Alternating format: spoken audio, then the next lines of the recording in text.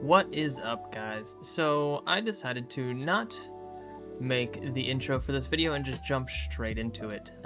There's kind of a lot of hits in this one.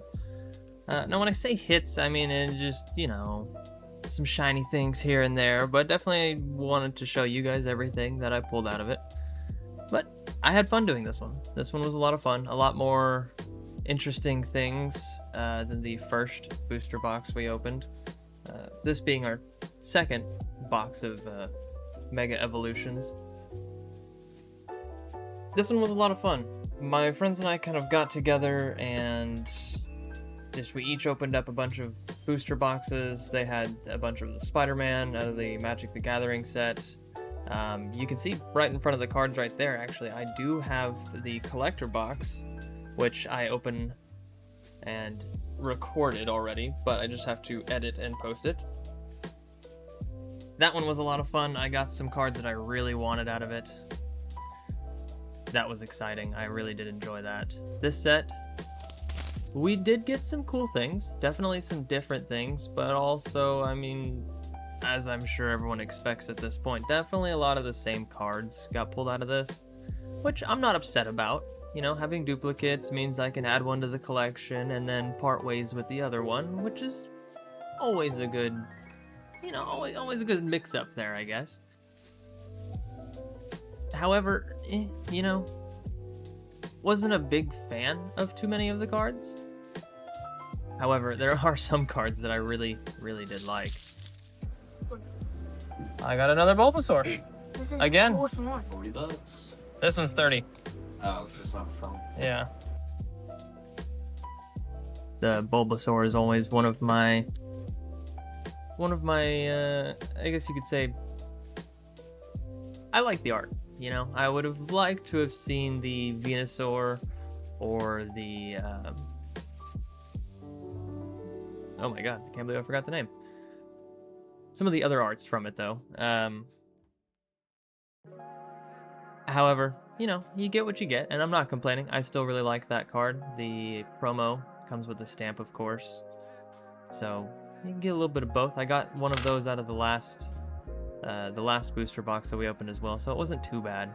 The Mega Camerupt, it's cool. I do kind of like the colors on it and everything like that. However, it is not a crazy hit.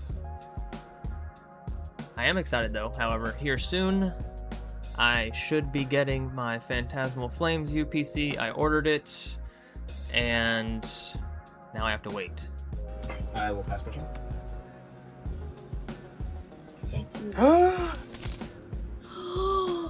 Another circle. Circle. Nice. There you go. Is that the Is that it? Yeah, it's not a crazy one. I think it's like $12 right now. That's good. Yeah, but it's the one that Nick wanted, and I bought. But now you have one. And now I have one. Which is, waiting is always kind of the worst part about it all. But I ordered it online, and now I'm starting to think that maybe I should stop ordering things online and just kind of wait for them to come out. Being a bit newer to the hobby nowadays, I kind of have to re-gauge that. Then I will the Eevee. swing at you, Bob. For how much? Six pepper spray. Oh, hey! With Whoa. I've never seen that. sack. Yeah, this is one of the hits. Oh, look at the top there.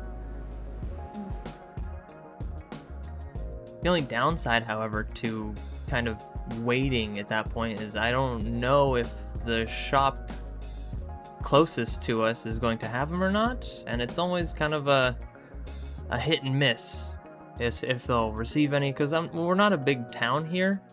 However, they're a bit bigger of a town. It's about a 45-minute drive to get to the card shop from where I'm at, and it's always worth it in my opinion. Going there and just seeing what they have is always fun, and seeing the guys who work there, they're great guys.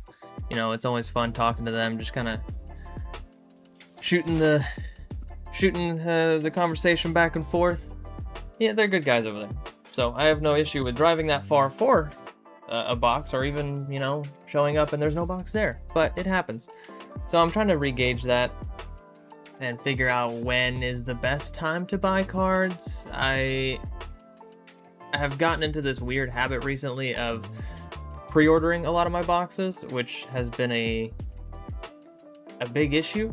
Not necessarily an issue, I guess I could say, but it's been more of the prices are a bit too up and down. They fluctuate way too much on pre-sale, and that could either be a good thing, you know, if you get your cards early enough and then they shoot up during pre-sale, and by the time they release, you know, the set comes out and it's just worth good amounts of money still, then, you know, hey, you did good. However, there's also that option of you purchase it 3 months in advance and 3 months later on release day, it's $50 to $100 cheaper. And that's kind of where I'm having this hesitation now, which I'm sure for a lot of people is kind of where that's sitting for them, because a lot of people right now are getting either burnt out on prices, or just the hobby became like a struggle to try and get cards, and it makes the whole game a bit more exhausting, I would say, especially for a lot of the, I would say, the newer crowd, because 2025 did attract a lot of attention to Pokemon. There were a lot of good sets, a lot of good just a lot of things that fell into the right place for Pokemon in 2025, I feel, and it definitely did attract a lot of attention. Between investing, between collecting, between just the cards and the, you know, just the game itself, everything just boomed, especially with the mobile game, I think it was. I can't remember what it's called, like Pocket TCG or Pokemon something. I don't know. I don't have it. I'm not 100% sure what it's called because I don't use it. However, I know a lot of people do, and sometimes that's the easiest way to get, you know, to be involved in Pokemon, and I can't blame you for trying that. So, but a lot of those things did kind of fall into place for Pokemon this year. And I will I'll take that. I'm swinging at Nick. That's my turn. I'm definitely swinging at Nick, dog, because he's got What's that? The only thing that he can do to mess me up is if he does a enchantment and makes him a 1/1 with no abilities. Hey, isn't this one? That's the good Latios.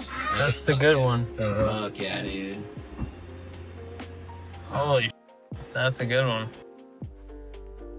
And this is kind of one of the things I'm saying, like this card right here, Mega Latias EX, was just a massive card when I opened this box. It was 100, and like I said, you saw the price, is about $162 when I opened this box. However, upon probably releasing this video, which is a couple weeks later, the card has dropped 25% in value already. Now that's no indication as to what it might do later, because sets might come out and there might be something that people want this one and that one. Dude, the crazy thing is I will then I think this would grade tap. so well. Which, like I said, people wanting the pair definitely does happen, and that's what brings old cards that weren't worth much, all of a sudden it brings them up, because now this set has this card, and you can't just have this card, you gotta have the matching set, you know? If they come out with the Mega Latios EX down the way, and the art is just crazy, and it ties into the Mega Latias EX, people will want the card, and the card might shoot back up. So it's a very volatile, fluid market, and it is very hard to gauge it. I mean, there are some things you can kind of guess. However, with the Pokemon content coming out nowadays, everyone's just about informed, or everybody has an opinion, and so that makes it very hard to kind of tell. Like, right now, the market's kind of... people say the crash is coming. I wouldn't call it a crash just yet. I would say it's kind of... the ramp is definitely slowing down, and we're kind of coming to almost a plateauing spot. Some of the cards are settling, some of the sets are kind of not shooting up and not shooting down. They're kind of just staying where they feel they should be at the moment. So, I mean, a lot of that could be for the fact that Mega Evolution is not the greatest so far. It is a base set. Well, Mega Evolution was. Phantasmal Flames is the first extension, I believe, off of the Mega Evolution base set. So, like I said, a lot of speculation happens in this early stage of the new era. A lot of the Scarlet and Violet fans, I guess, will kind of mitigate after this season, I feel. It'll probably slow down just as we get into Christmas with Black Friday. Things might kick back off, who knows. And then also, of course, I've heard about a possible stimulus for people. I don't know if that's true or not, but if that's the case, we all know what happens the last time we got our stimulus. Pokemon cards were crazy because you got free money essentially, and so everyone wants to just get something they want versus getting something they need, which understandable. I totally understand that. But that might cause the market to have an influx of purchases, and then things will shoot back up because now everyone's got money in their pocket again, and who knows. But that being said, I still think these cards are fantastic. I still am having a blast pulling these Mega Evolutions. I'm getting a couple other boxes here and there and opening them up as we go, just here and there while I can, trying to space them out so I can scratch that itch as I go. I'm having a lot of fun. Ezra, my son, who's opening the cards here actually, a lot of fun. We're both enjoying it. So I spent $275 on the box. With all the pulls that we got, $248.16 based off of the market 2 weeks ago. I would say, what was it? Mid-October, I think it was, is when we did this. So it's about 3 weeks ago from recording, maybe 3.5, 4 weeks ago from probably posting. But all in all, it's worth it to me, because the time I had with my son opening these and adding a couple things to the collection and all this, so much fun, so worth it to me. Thinking about getting some Japanese booster boxes. My son loves them. I'm excited to see what they are because I like Japanese cards. Stay tuned.